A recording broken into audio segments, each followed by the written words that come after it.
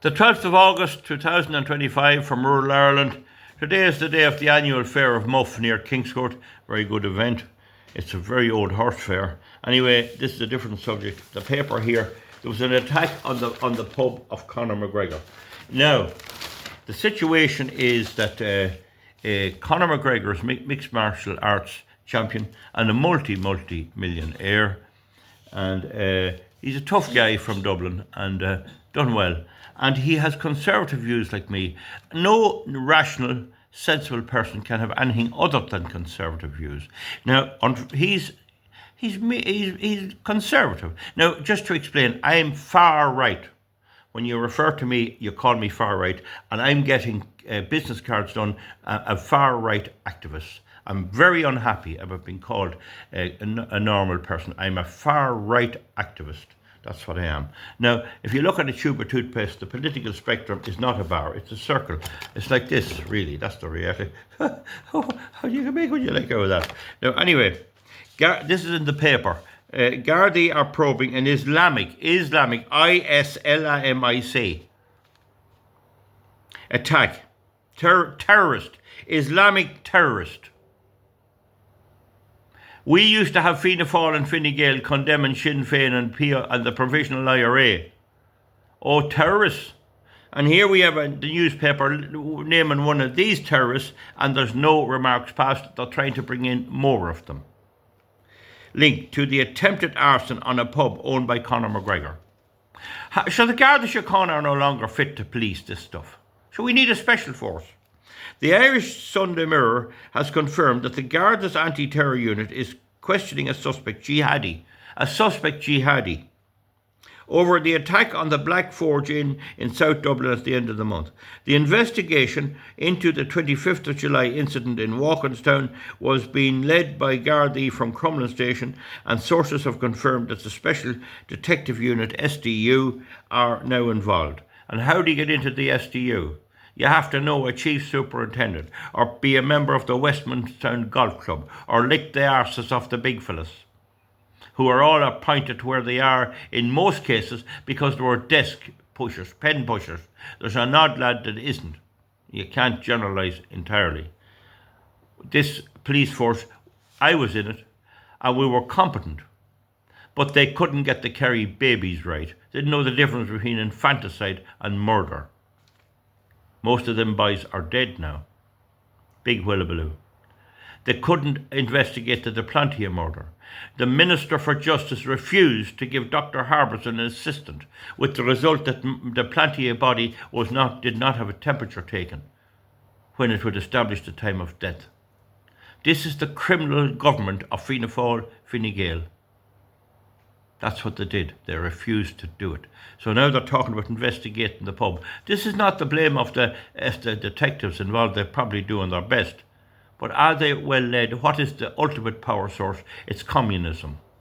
EU, Ursula von der Leyen. I'm a conservative. We have learned that the suspect was taken out of prison in Leinster. The suspect was taken out of prison in Leinster Friday as part of the probe, so he must be in prison. That's a nice lad to have in your country. A few years ago, he was roaming around some part of Iraq or somewhere, or Libya. And he didn't even know where Ireland was. And that fella, the Roderick O'Gorman, put up notices inviting them over. He was removed by so-called Section 42 warrant, which is a special judicial permission to bring an inmate from a jail out. He was then arrested on suspicion of arson. Gardaí have 24 hours to quiz him. Now, we needn't go into that, but they're going to give him a new house. That's the bottom line. He done this. They hate McGregor. The state will give him a new house. Dublin City Council will give him a new house in Cowper Downs or somewhere like that, Rathmines out there. That's what they'll do. That's the crazy extent of this left-wing stuff is in Ireland. The man is currently before the court over alleged serious assault. A serious assault. But we cannot identify the incident for legal reasons, and I think that's wrong. We should be told who he is. But we can reveal that the SDU are now involved in both investigations and are examining the theory that both are linked to Islamic extremism. So we have an Islamic extremist group in Wicklow, probably up to 6,000 or 7,000 jihadis. De Valera let Jews that were on the run from Hitler settle in that area. There was never a word out of them. Now look at this. This is what Roderick O'Gorman has done. This is what the gougers around Blanchardstown have voted for when they voted for Roderick O'Gorman, Eamon Ryan and the rest of them. You bloody traitors. That's all you are.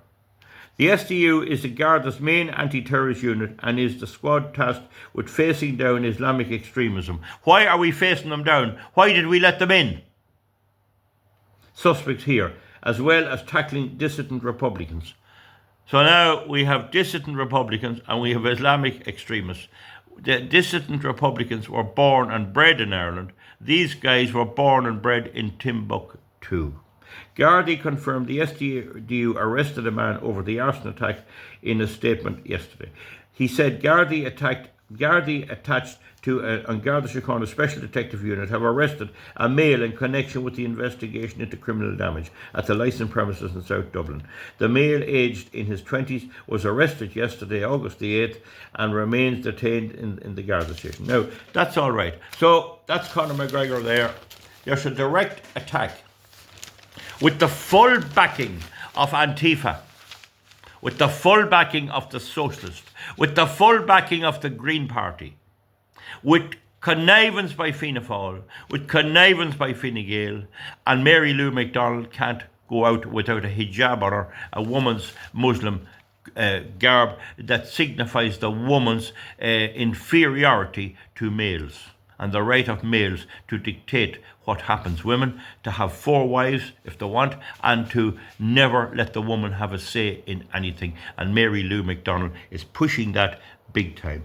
Now, if we move on to a later paper, that paper there is dated the 10th of August. This is the 11th of August. Yeah. Now, so we have a statement here by Grania Ní Airda. So we have a Fianna Fáil government, and we look at Conor. He's also suing to get on the ballot paper for president. I could never understand why he didn't run for the Dáil. He should contact me to determine strategy. I wouldn't be fit to beat him in a fight, I have to say that, because I'm over 63. I'm 63, I'm 64, But he's a tough boy. I might beat him, but I wouldn't be playing fair, But anyway, I don't want to beat him. He's on our side. Conor McGregor would not be fit for President of Ireland, a minister has said. Transport Minister Dara O'Brien, this is the fella that wants us to take electric cars, is pushing his own windmills, that refuses to comply with Article 3.2 of the Strategic Environmental Assessment Directive, that we fight every day. And I'm going on fire all over the place, and my enemy number one of my main enemies in government. Transport Minister Dara O'Brien compared mixed martial art fighter to outgoing President Higgins. He compared the two. Well, they're not comparable. One of them is a kind of a sort of a socialist. Michael D. Higgins issued a statement when Fidel Castro died that he admired him. Highest female prostitution rate in the country. Michael D. Higgins is an extreme socialist. He didn't do too bad a job as president, and he did the 1916 Rising, and he done all that all right. He wasn't. I can see how people voted for him, and he's outgoing now, so there's no point me tearing any stripes of him. But I mean, we're not going to get a replica of Michael D. Higgins. I don't think you're going to get him. Some say he looks like a garden gnome. Did you ever get that? He's kind of like a leprechaun. I don't know, but I would make little of him that way. I don't mind. He's on the way out. Good luck to him. I hope he has a healthy life. I will wish him and his wife and his family good health. I'm not that mean to do that now. So Transport Minister Dara O'Brien compared mixed martial arts fighter McGregor, 37, to outgoing President O'Higgins. Why did he compare him to them? Why didn't he compare him to Daniel O'Connell? The Taoiseach Micheál Martin was down at Daniel O'Connell, and him doing this destruction, I'm telling us he admired Daniel O'Connell. Daniel O'Connell wouldn't destroy his country like this. who is a former arts minister and sociology lecturer. Well, Mr. McGregor is a mixed martial arts expert. I'm a farmer with cows. And this is what the lefties teach you. Unless you have the degrees out of college, half of them are cogged. I sat them and pulled other people through them. Like, it's good to have an education. I'm for education, and I learned a lot on my degree course. But to say that that's the only criterion, what education had Eamon de Valera? Huh? President Michael D. Higgins, who is a former arts minister and sociology lecturer. And what about arts? I'm all for the arts. What do you do about the arts? Mr. O'Brien said McGregor was free to challenge the process to get on the ballot paper, but the Constitution was clear. He was responding to comments from McGregor to the Sunday Times, where he said he is considering a legal challenge. You have to be nominated by 20 members of the Dáil. They will not vote for him. And you people that voted for these old crowd of creeps that's up there, only one of them, Mahi McGrath, only a couple of decent ones altogether. I mean, this is what you want, to take away the freedom of people. We're caught with you people. We're caught with the voters, you know. Or you must be an Irish citizen, member of the Dáil, or 4 local authorities. No way will any of the councils support McGregor. No way. No, it's not. That's not how you go about beating our adversaries. In fact, what I'm doing is probably more effective in hurting them. An election for the Irish role is expected towards the end of October, as it must take place within 60 days. In 60 days before President Higgins' term expires on November the 11th. So, former farming journalist and EU Commissioner Mairead McGuinness is the Fine Gael nominee for now. She'll be going, Mairead McGuinness. The Fianna Fáil crowd probably won't vote for her. She's a woke, cultural Marxist, mad migration. But you see, the problem is, at the moment, the farmers, a lot of them lost heart and stopped producing. And now farm produce are very high. Cattle are at a height nobody ever saw before. Beef is like gold dust. And you see, that'll suit her. Now, they have tried to destroy farming, but also, of course, we have to admit that the government with Fianna Fáil and Fine Gael have introduced very stringent controls on the animal production, which I agree with. So it's not all bad, and that's why people trust our produce. Let's hope we don't get blue tongue coming in here. It could be dangerous, but you see, that's the thing. They'll vote for her. Oh, I got great prices for my cattle. We'll vote for Mairead McGuinness. So you have to understand this. So anyway, Catherine Connolly is running. So a left-wing independent TD. Why is she a left-wing? Because she's intellectually challenged. She just doesn't have the understanding and the mathematical capability and the cognitive ability to understand that socialism, communism, and all brands of it are fraud. They're an unnatural event. They're a distortion of the evolution of the human species, and what brought us here into a thinking that you can adopt it in the modern world. And several examples, North Korea and Cuba, proves that doesn't work.